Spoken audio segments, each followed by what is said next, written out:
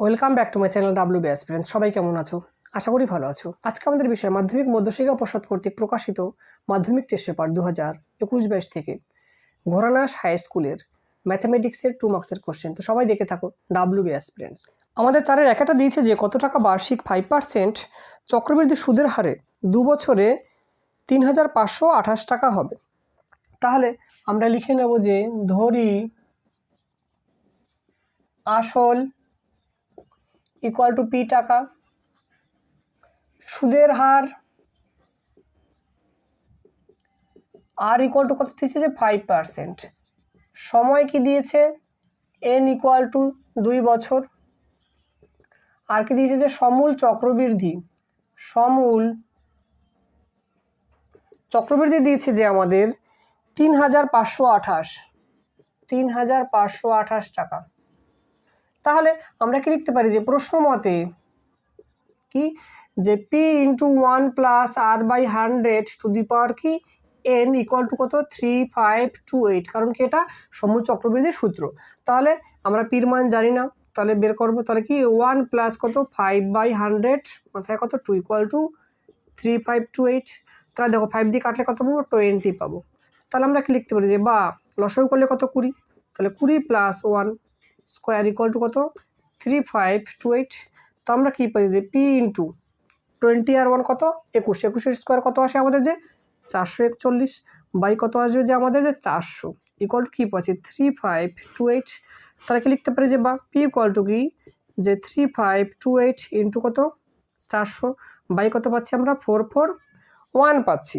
এটাকে যদি আমরা 3 দিয়ে কাটি কত পাবো যে 3 14 কত হয় 42, 3 সাথে কত 21, 3 11 কত 33, 3 7 21, 3 6 কত 18। তাহলে এটাকে আবার আমরা 3 দিয়ে কাটতে পারি, তাহলে কত পাবো 3 4 12, 3 9 কত 27, এটা কত পাবো 3 3 কত পাচ্ছি আমরা 9 পাচ্ছি, 3 9 27, 3 2 6 পাচ্ছি। তাহলে 392 কে যদি আমরা 49 দিয়ে কাটি কত পাবো যে 8 পাবো। তাহলে কি পাচ্ছি যে আমরা 8 ইন্টু 400, তাহলে ইকুয়াল টু কি পাচ্ছি যে 3,200 টাকা। তাহলে আমাদের উত্তর কি আসবে যে 3,200 টাকা। আমাদের দুইটা দিয়েছে কোনো মূলধন 10 বছরে দ্বিগুণ হলে বার্ষিক সরল সুদের হার কত। দেখো এই অঙ্কটা আমরা অনেকবার পেয়েছি এবং খুব গুরুত্বপূর্ণ অঙ্ক। তার আমরা প্রথমে লিখে নেবো যে ধরি আসল ইকুয়াল টু পি টাকা, সময় কত দিয়েছে টি ইকুয়াল টু আমাদের 10 বছর এবং সুদাসল তাহলে দ্বিগুণ বলেছে যেহেতু 2p টাকা। তাহলে সুদ কি হবে, আমরা যদি সুদাসল থেকে আসলটা বিয়োগ করি তাহলে সুদ পেয়ে যাব, সুদকে পেলাম পি টাকা পেলাম এবং সুদের হার কত r%। আমরা কি জানি যে I equal to P R T by 100।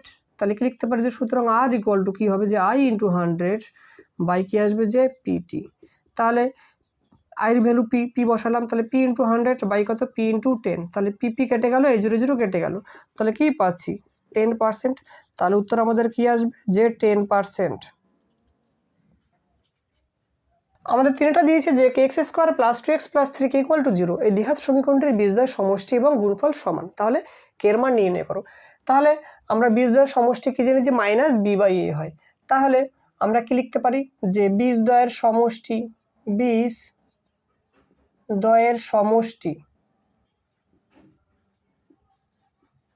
কি লিখবো যে মাইনাস 2 বাই কে, আর কি লিখবো যে বীজদ্বয়ের গুণফল কি আসবে যে সি বাই এ, অর্থাৎ কি 3 কি বাই কি কে। তাহলে কে কে কেটে গেলে কি পড়ে থাকছে 3। তাহলে আমরা কি লিখতে পারি যে প্রশ্ন মতে আমাদের বলা আছে যে বীজদ্বয়ের সমষ্টি এবং গুণফল সমান। তাহলে কি লিখতে পারি যে minus 2 by K equal to 3। তাহলে কি লিখতে পারি যে বা 3k ইকুয়াল টু মাইনাস 2, তাহলে বা কে ইকুয়াল টু কি আসবে যে মাইনাস 2/3। তাহলে আমাদের উত্তর কি আসবে যে কে ইকুয়াল টু পাচ্ছি যে আমরা মাইনাস 2/3। আমাদের চারটা দিয়েছে যে একটি প্রকৃত ভগ্নাংশ ও অনন্যকের অন্তর 9/20 হলে সমীকরণটি লেখো। তাহলে কি লিখবো যে ধরি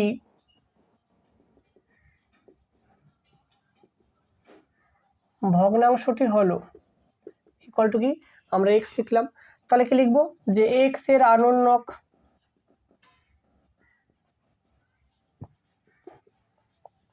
ইকুয়াল টু কি পাবো যে আমরা 1/x পাবো। তাহলে আমরা কি লিখতে পারি যে প্রশ্ন মতে যে x minus 1/x equal to কী পাচ্ছি যে 9/20। তাহলে যদি আমরা লসাগু করি কী পাবো যে x square minus 1 equal to কত 9/20। তাহলে এবার আমরা কোনাকুনি গুণ করলে কী পাবো যে 20 x square minus 20 equal to কত 9x। তাহলে কী করবো এবার আমরা যে 9xটাকে কি বাদিকে নিয়ে আসবো, তাহলে কী পাবো যে -9, এই 9xটা বাদিকে গেলে কি -9x হবে, মাইনাস কী পাচ্ছি আমরা যে 20 ইকুয়াল টু 0। তাহলে আমাদের সমীকরণটা কী হবে যে 20x square minus 9x minus 20 equal to 0। তাহলে আমরা উত্তর কী লিখব যে 20x square minus 9x minus 20 equal to 0। আমাদের পাঁচটা দিয়েছে যে 12 সেমি ও 4 সেমি ব্যাসার্ধ বিশিষ্ট দুটি বৃত্তের একটি সরল সাধারণ স্পর্শকের দৈর্ঘ্য 15 সেমি, বৃত্ত দুটির কেন্দ্রদ্বয়ের মধ্যে দূরত্ব কত। তাহলে আমরা আগে লিখে নেব যে বৃহত্তর বৃত্তের ব্যাসার্ধ আরও অনেক কি যে আছে আমাদের 12 সেমি, আর কি লিখব যে ক্ষুদ্রতর বৃত্তের ব্যাসার্ধ আর ইকুয়াল টু আছে 4 সেমি। আর কি দিয়েছে যে বৃত্ত দুটির সরল সাধারণ স্পর্শকের দৈর্ঘ্য দিয়েছে কত আমাদের 15 সেন্টিমিটার। তাহলে কি লিখব যে বৃত্ত দুটির সরল সাধারণ স্পর্শকের দৈর্ঘ্য ইকুয়াল টু 15 সেন্টিমিটার। তাহলে অঙ্কটা দুভাবে করা যায়, একটা হচ্ছে বড়োভাবে করা যায়, সেটা আমি আগে করে দিয়েছি, আমি আজকে সহজভাবে করছি এটা। তাহলে কি লিখব যে বৃত্ত দুটির সরল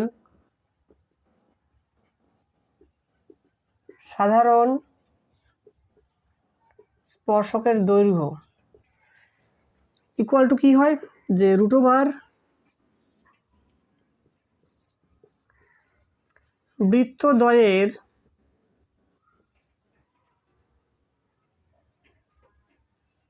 কেন্দ্রের মাঝের দূরত্ব তার কি বর্গ, মাইনাস কি আসবে যে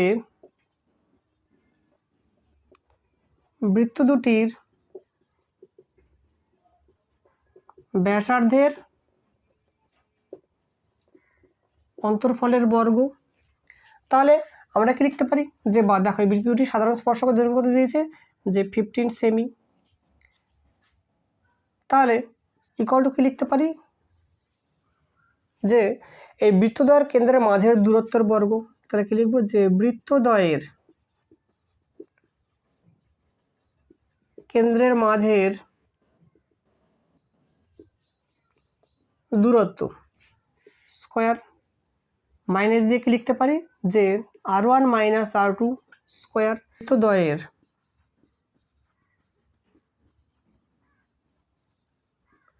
কেন্দ্রের মাঝের দূরত্ব ইকুয়াল টু কি আসবে যে √, দেখো 15 স্কোয়ার হয়ে যাবে। তাহলে কি পাচ্ছি যে 15 স্কোয়ার প্লাস কি পাবো এই যে r1 মাইনাস r2 স্কোয়ার। তাহলে 15 স্কোয়ার কত যে 225 প্লাস r1 কত 12, r2 কত 4। তাহলে আমরা কি পাচ্ছি যে 225 প্লাস কত পাচ্ছি যে 8 স্কোয়ার কত 64। তাহলে কি পাচ্ছি যে আমরা 289 কার বর্গ হয় যে 17 এর বর্গ হয়। তাহলে আমরা উত্তর কি লিখব যে 17 সেমি। 6টা দিয়েছে যে এ বি সি কেন্দ্রবিশিষ্ট তিনটি বৃত্তে পরস্পরকে বহিঃস্পর্শ করে যদি এ বি ইকুয়াল টু 5 সেমি, বিসি ইকুয়াল টু 7 সেমি এবং সি ইকুয়াল টু 6 সেমি হয়, তাহলে এই কেন্দ্রবিশিষ্ট বৃত্তের ব্যাসার্ধ দৈর্ঘ্য নির্ণয় করে। তাহলে কি আমরা এ বি এবং সি কেন্দ্রবিশিষ্ট তিনটি বৃত্ত অঙ্কন করলাম যারা কিনা পরস্পরকে বহিঃস্পর্শ করেছে, এবং আমরা কি করলাম এদের যে এ বি এ সি এবং কি বি সি যুক্ত করলাম। এ আর বি কেন্দ্রবিশিষ্ট বৃত্তের বহিঃস্পর্শ বিন্দু, কিউ হলো সি এবং এ কেন্দ্রবিশিষ্ট বৃত্তের বহিঃস্পর্শ বিন্দু, এবং আর হলো বি এবং সি কেন্দ্রবিশিষ্ট বৃত্তের বহিঃস্পর্শ বিন্দু। তাহলে আমরা কি লিখতে পারি যে বা AP plus PB equal to কত পাচ্ছি যে 5 পাচ্ছি। তাহলে নাম দেবো আমরা যে 1 নং সমীকরণ। তাহলে আর কি আছে যে বিসি, বিসি ইকুয়াল টু আমরা কি লিখতে পারি যে BR plus RC, BR plus RC equal to কত 7 সেমি। তাহলে এখান থেকে কি পাচ্ছি যে বা BR plus RC equal to 7, এটার নাম দেবো আমরা 2 নং সমীকরণ। আর কি লিখতে পারি যে সিএ, সি ইকুয়াল টু কি লিখতে পারি যে আমরা সি কিউ প্লাস কি কিউ এ ইকুয়াল টু কত 6 সেমি।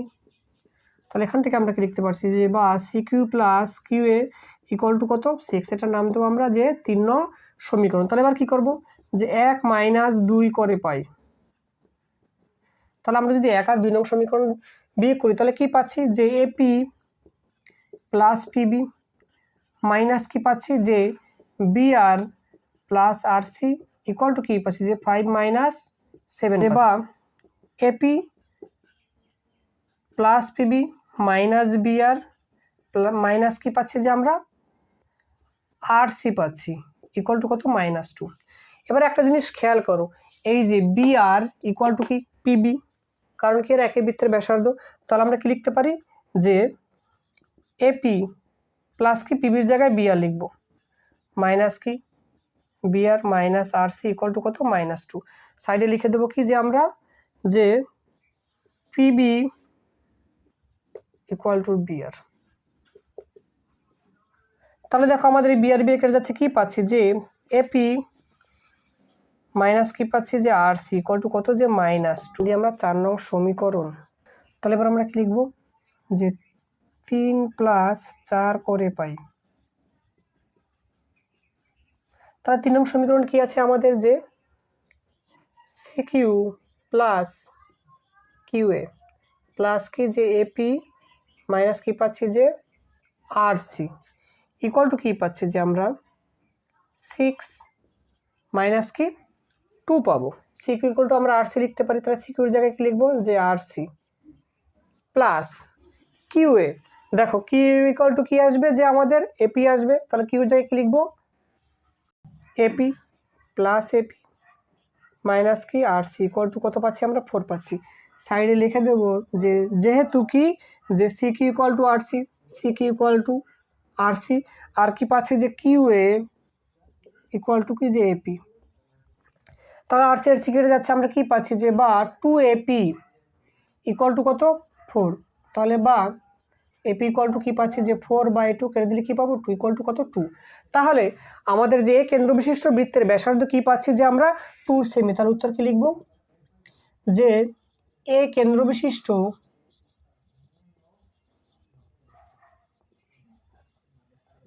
বৃত্তের ব্যাসার্ধ 2 সেমি।